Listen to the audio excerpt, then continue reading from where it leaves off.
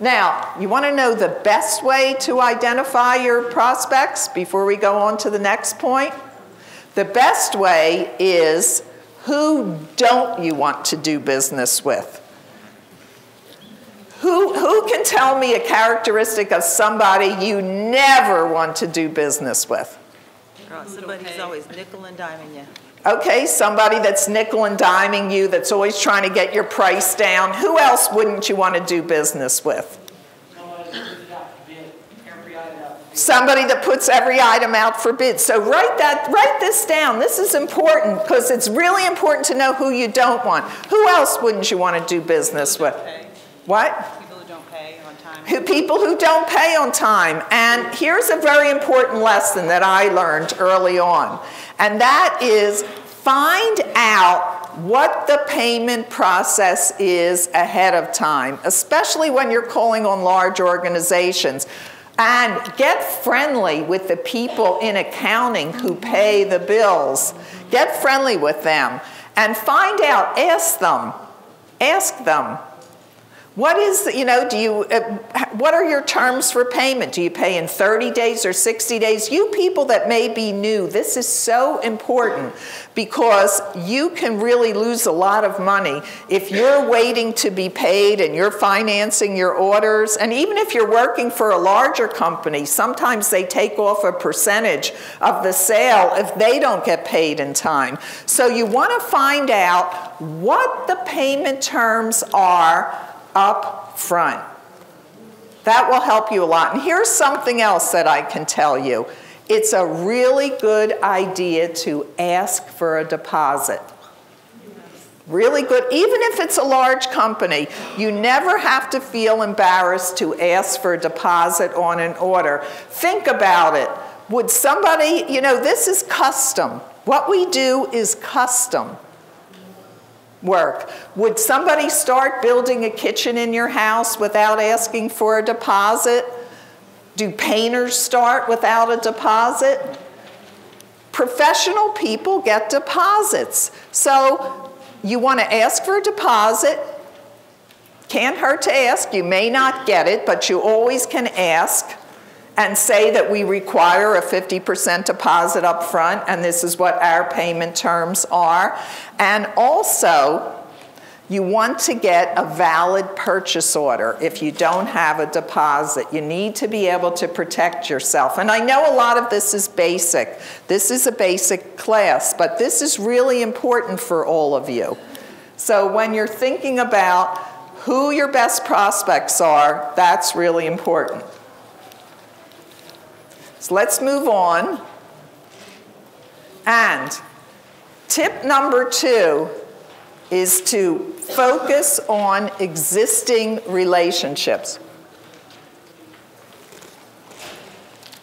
Now, it's great to get new customers, but your current customers are always going to be your best prospects, because they already know you, they like you, and they trust you. So, how can you get more business from your current prospects? Who's currently doing something to get more business from your current prospects? Okay, what are you doing? Michelle? We stay in touch with monthly emailers, so that automatically goes out every month, completely hands-off. And as part of that, we'll follow up and say, did you get it? Just checking in, just kind of really developing that relationship.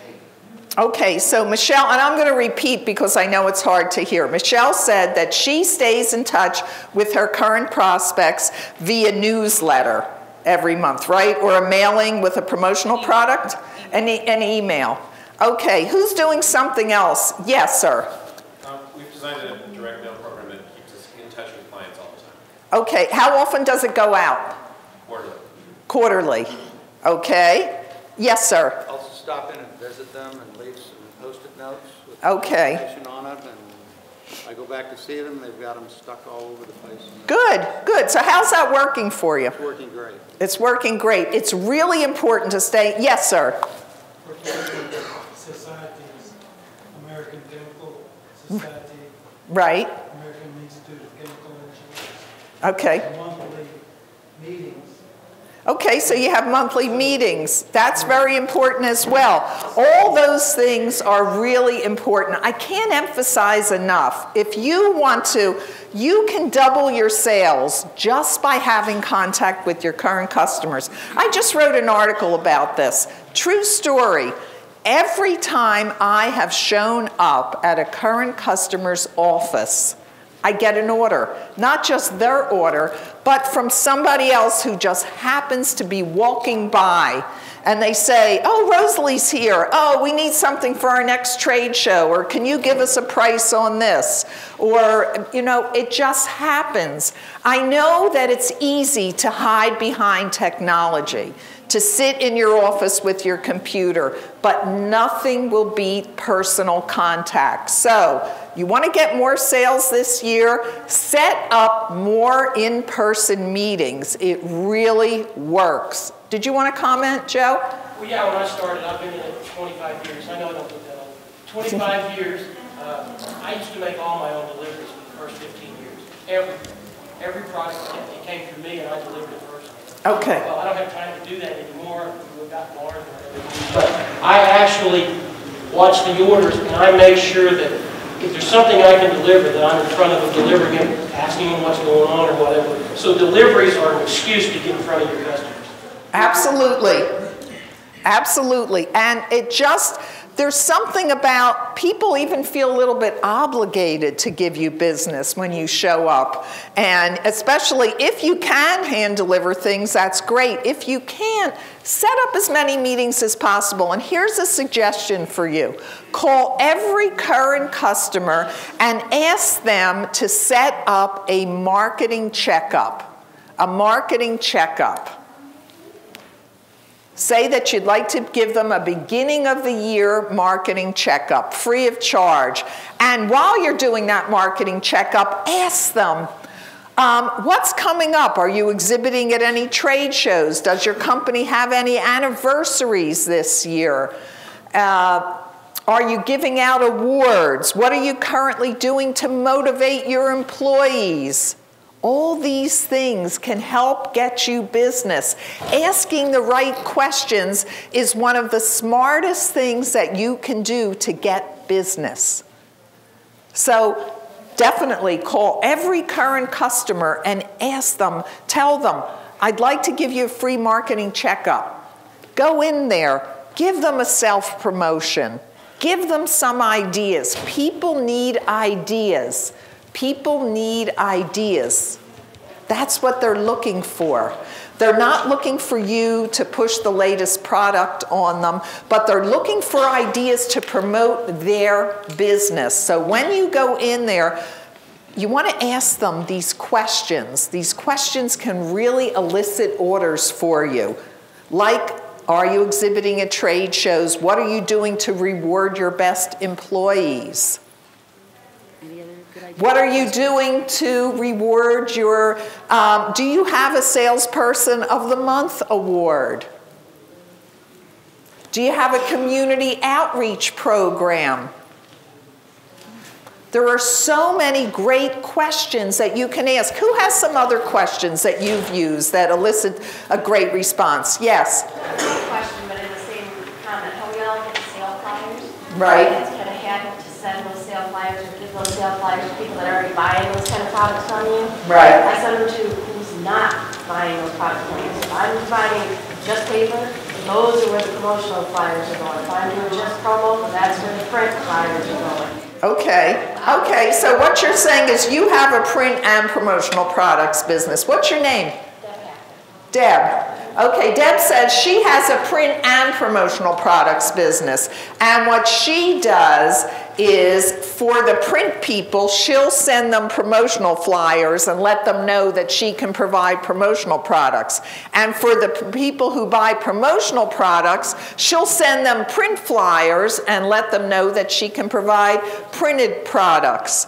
Another thing that you can do is just get on the phone and call people and ask them, how are you doing? Just stay in touch with them. Email newsletters are great.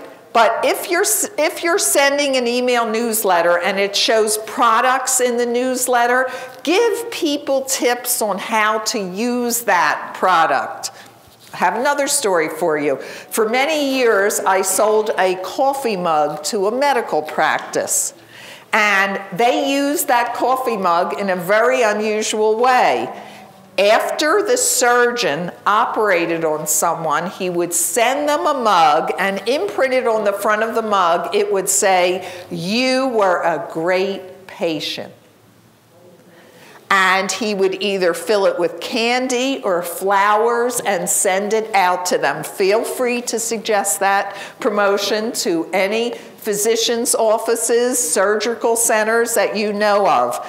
It got him rave reviews. How many doctors do something like that? He really stood out. He was really noticed. It was an unusual way to use a coffee mug.